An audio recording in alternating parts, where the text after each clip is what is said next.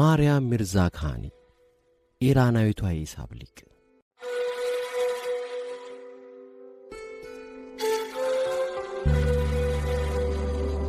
የአብዛኞቹን ታላላቅ የሂሳብ ሊቃውንት ታሪክ ስናይ የሚያጋጥመን የተለመደ ነገር አለ። አንዱ መናገር ሳይጀምር መቁጠር ጀምሯል። ሌላው ገና በጨቅላ ዕድሜው ከየት ተምሮት እንደሆነ ሳይታወቅ በዕድሜ ከጥፍ በላይ የሚበልጡትን ሂሳብ ሲያስተምር ይገኛል ወዘተ። የማርያም ሚርዛካኒ ታሪክ ግን ለየት ይላል።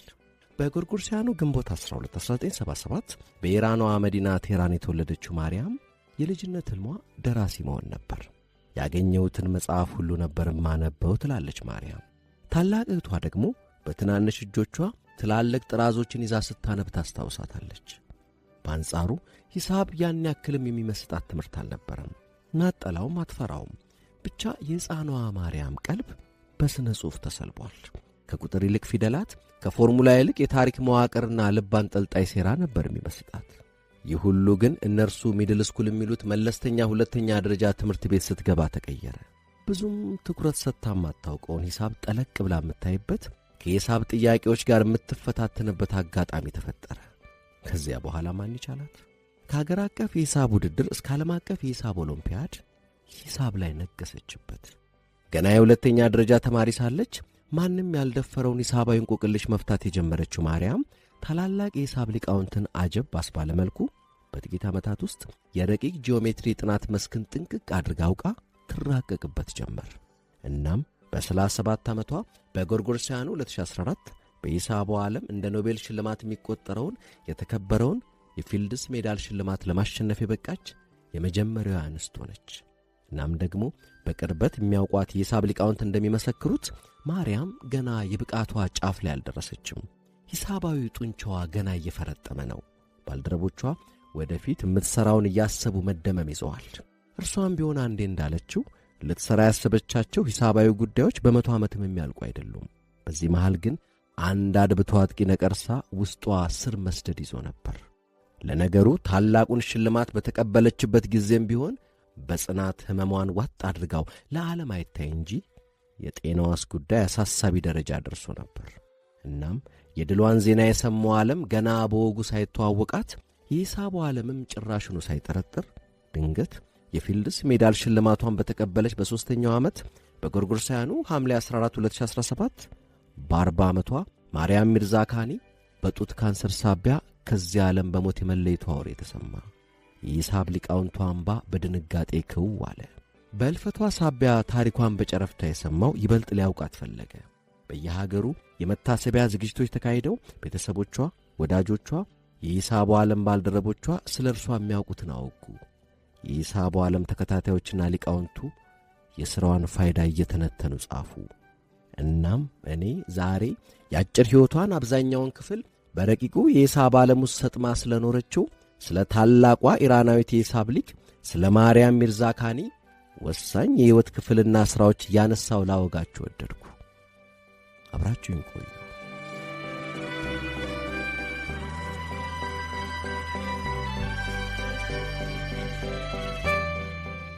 የኢራን አብዮት ሲፈነዳ የ2 ዓመት ጨቅላ ነበረች። ወዲያው ሀገሪቱ ለ8 ዓመታት በዘለቀው የኢራን ኢራቅ ጦርነት ውስጥ ተዘፈቀች። ቢሆንም ግን በ11 ዓመቷ ግድም የአንደኛ ደረጃ ትምህርቷን ስታጠናቅቅ ጦርነቱ ማብቃቱ ለእኔ ትውልድ አባላት ትልቅ ዕድል ነበር ትላለች። ምክንያቱም ጦርነቱ ስላበቃ ለማርያም አይነቱ ባለ ብሩህ አእምሮች የተለያዩ ዕድሎች የተከፈቱ። በኢራን የልዩ ተሰጥኦ ማጎልመሻ ብሔራዊ ተቋም ስር በሚገኘው ፋርዛኒጋም የሴቶች መለስተኛ ሁለተኛ ደረጃ ትምህርት ቤት ለመግባት ፈተና ወስዳ አለፈች። ሀገሪቱ ተረጋግታለች። ማርያምም ባለ ብሩህ አእምሮ ታዳጊዎችን በሚያስተምረው ምርጥ ትምህርት ቤት ውስጥ ገብታለች።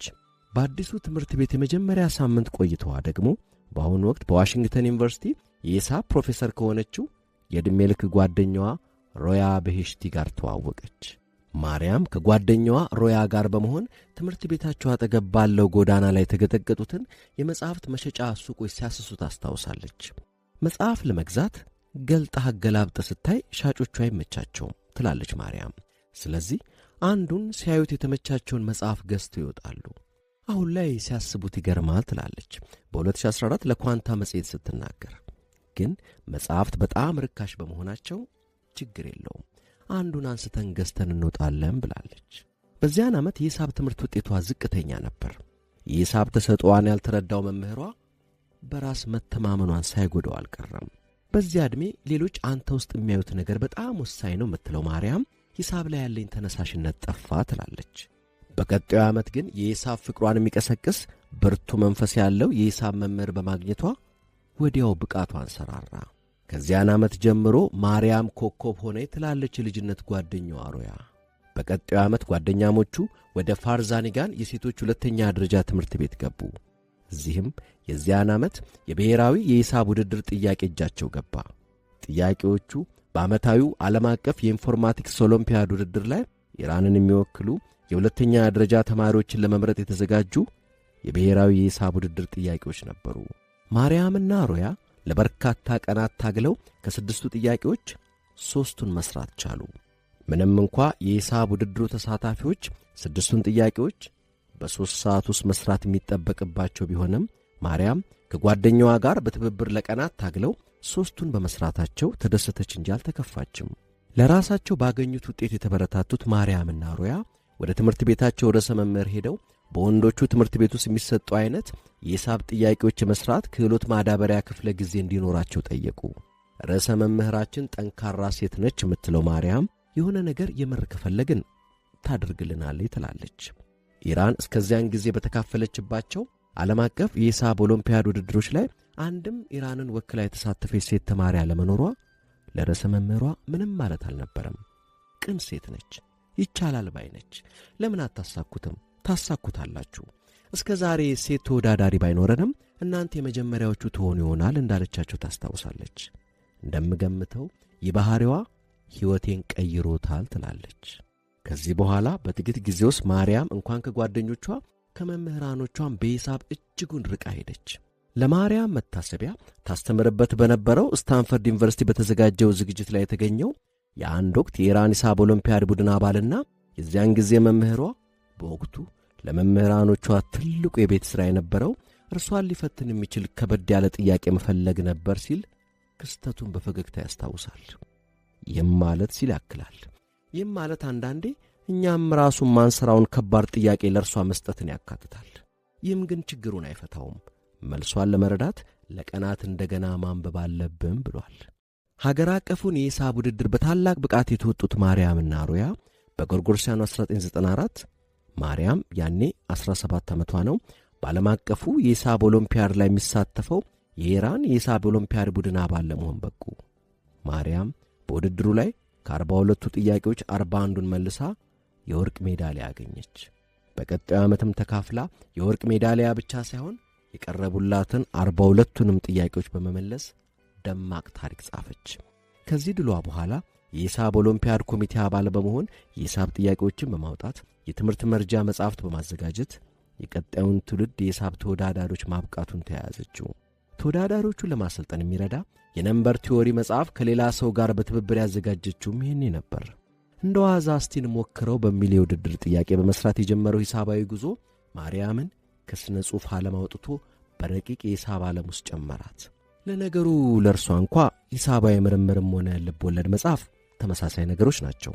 ሂሳብ ውስጥም ቢሆን የተለያዩ ገጸ ባህሪያት አሉ የምትለው ማርያም ቀስ በቀስ በደንብ እያወካቸው ትመጣና መጨረሻ ላይ የሚኖራቸውን ገጽታ ከመጀመሪያው ጋር ስታስተያየው በጣም እንደተለወጡ ይገባሃል ትላለች።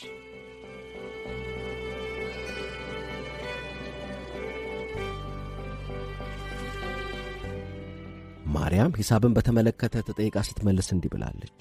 የሂሳብን ውበት ተረድቶ ለማድነቅ መጀመሪያ የተወሰነ ጉልበትና ጥረት ማድረግ እንዲሁም መታገስ ይጠይቃል። ታላቅ የሂሳብ ሊቅ ከሆነች በኋላ የሚያውቃት አንቶን ዞሪች የተሰኘው ሂሳብ ሊቅ በዙሪያው በሚያዩ ሂሳብ ሁሉ ልብ ወከክ የሚል የ17 ዓመት ወጣት መንፈስ ትልቅ ሆናም ጥሏት አልጠፋም ይላል። በመቀጠል የሂሳብ ኦሎምፒያድ ኮከብ ነችና ያለምንም ፈተና ሸሪፍ የቴክኖሎጂ ዩኒቨርሲቲ ገባች። እናም በዚህ ወቅት ነበር የ20ኛው ክፍለ ዘመን ታላቁ የሂሳብ ሊቅ ፖል ኤርዶስ ለዓለም የሂሳብ ሊቃውንት ካቀረባቸው ሂሳባዊ እንቆቅልሾች ለአንዷ መልስ ለማግኘት የበቃችው። ኤርዶስ መልሱን ላገኘ $10 ሸልማለሁ በሚል ያቀረባት ይህች እንቆቅልሽ መልስ ሳይገኝላት ለ20 ዓመታት ቆይታ ነበር። ግኝቷ በሂሳብ የምርምር መጽሔት ላይ ታትሞ ወጣ። መቼም ለዚህ ጥያቄ መልስ ያገኘለት ይሄ ሚርዛ ካኔ የተባለ ሂሳብ ሊቅ ጎምቱ የሂሳብ ፕሮፌሰር ሳይሆን አይቀርም ሲል ያሰበው የአሜሪካው ብሔራዊ ሳይንስ ፋውንዴሽን ታዲያ ከዚህ ጥያቄ ጋር ተዛማጅ በሆነ ጠጠር ባለ እንቆቅልሽ ዙሪያ የተሰራን የምርምር ወረቀት ትክክለኝነት ይገመግሙለት ዘንድ ለማርያም ሚርዛ ካኒ ውድ ፕሮፌሰር ሆይ እባክዎን ይህን የምርምር ወረቀት ገምግመው አስተያየቱን ይንገሩን ሲል ደብዳቤ ላከ። የማርያም ሚርዛ ካኒን የምርምር ወረቀት ካነበቡት መሃል ማንም የግኝቱ ባለቤት አንዲት ለመጀመሪያ ዲግሪዋ እየተማረች ያለች የሂሳብ ተማሪ ትሆናለች ብሎ ይገመት አልነበረም። ከዚህም በተጨማሪ ለአንድ ሂሳባዊ ቴረም የተሻለ ማረጋገጫ ዘዴም አገኘች። በአጠቃላይ ሂሳብ የተባለውን ስታጭደው ከርማ በብሔራዊ የሂሳብ ኮንፈረንስ ላይ ለመካፈል ከሄደችበት ስትመለስ ካጋጠማትና ግማሽ ያክል ባለ ብሩህ አንጎል ጓደኞቿን ከቀጠፉ የመኪና አደጋ ተርፋ በ1999 በሂሳብ የመጀመሪያ ዲግሪዋን አገኘች። የሂሳብ ኦሎምፒያድ ባለ 2 ወርቅ ነችና ታላላቅ የዓለማችን ዩኒቨርሲቲዎች እጇን ስመው እንደሚቀበሏት ግልጽ ነው። ምርጫዋ ሃርቫርድ ሆነ። ወደ አሜሪካ ቀናች።